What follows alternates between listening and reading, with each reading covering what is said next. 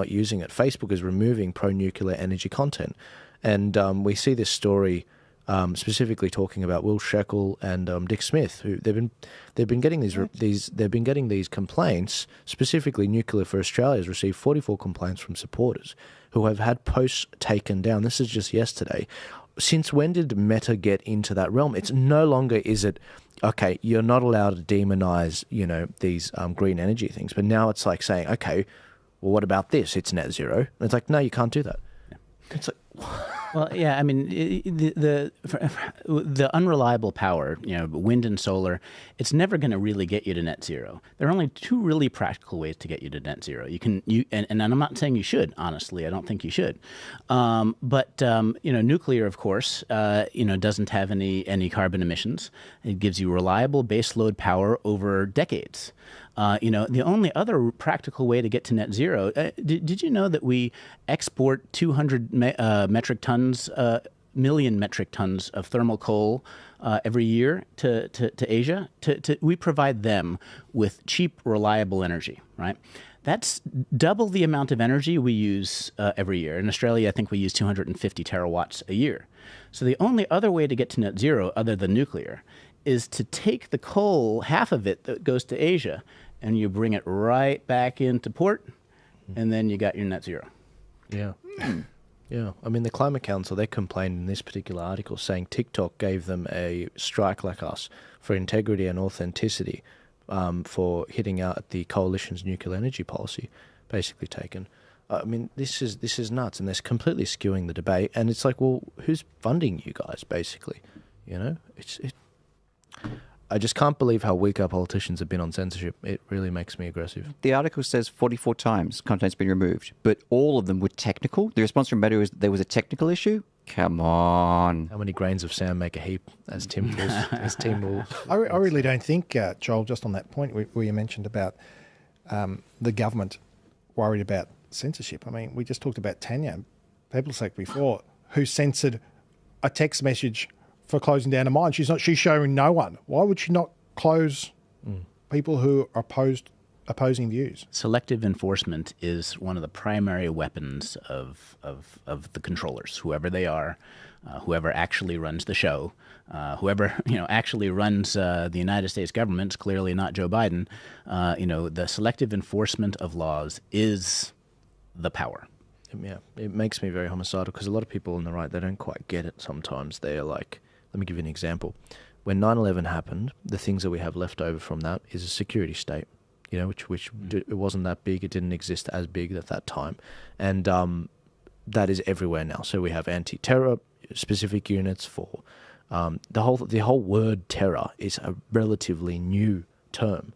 And the idea that now we've got terror forces and policing units is one thing. A more modern example is with a lot of these climate protesters that do receive money in America from Soros, but in Australia we see this as well. No one likes the climate protesters here. They find them as pests. They don't like that they shut down the traffic, the trains, and yet these people, they're driving additional powers being given to police and government. And people like us, we're cheering for it. Yeah, get them off and this and that. Okay, these people get off on bail, no worries. But the next time I want to do a protest for a time like COVID, maybe the next time, it's like throw him in jail.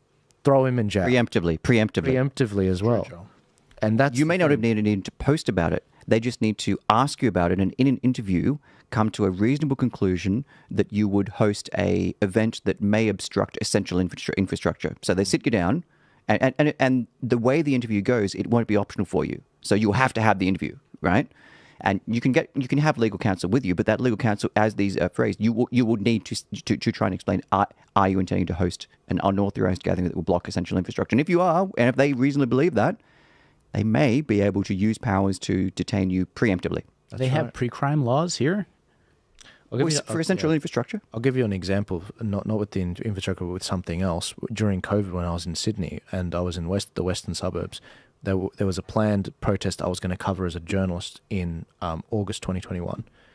And a week before, the police came to my house. They said, if you go within 5 kilometres of Victoria Park between 9 a.m. and I do believe 5 p.m., we'll throw you in jail for 5 years.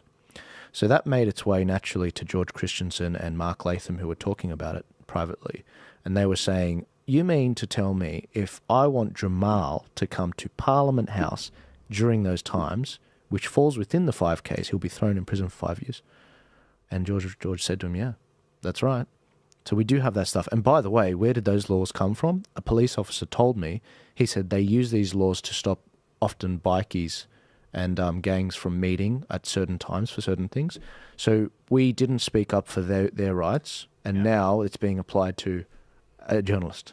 And that's what I was doing. I was covering these protests like that. And it's like, whoa. I actually think where the climate protesters blocked the bridge, she ended up having a 9-month custodial sentence. Yeah, okay, don't block essential infrastructure. I get that. I thought 9 months was a little bit too harsh for a first instance where she hadn't blocked essential infrastructure before. So those kind of essential infrastructure laws, I actually disagree with, even though it's like, yeah, get the greenies. Oh, not really. I spoke up at the time and I said, guys, this is escalating things. A lot of these greenies, they're cashed up. They've got good people behind them. They get off by saying, well, you know, they were very anxious about the climate crisis. Therefore, on mental health grounds, we'll let them go. Green staffer Shoebridge, who went and vandalised Captain Cook, out of work hours, though. It was okay. It wasn't during office hours. She wasn't in the Parliament actively graffitiing there. It was after work hours, so it was okay. It's insane. Anyways, did anyone else have anything to add on that particular topic? I agree with you there. When you make a law to the lowest common denominator, bikies, in that example, yeah, it does put the rest of us who want to gather for whatever reason into trouble, because the next government can say, right, okay, you Christians that are at church there, you're not going to go there anymore. You're not going to meet at home anymore. In fact, we'll ban a book and we'll also ban the Bible a few years later. Yeah, that's right. You have to know how the laws are going to be applied against people who aren't popular, against you. And so, anytime you cheer something on, any form of authoritarianism or high sanctions, you always have to think, okay, well, what happens when this is going to come my way?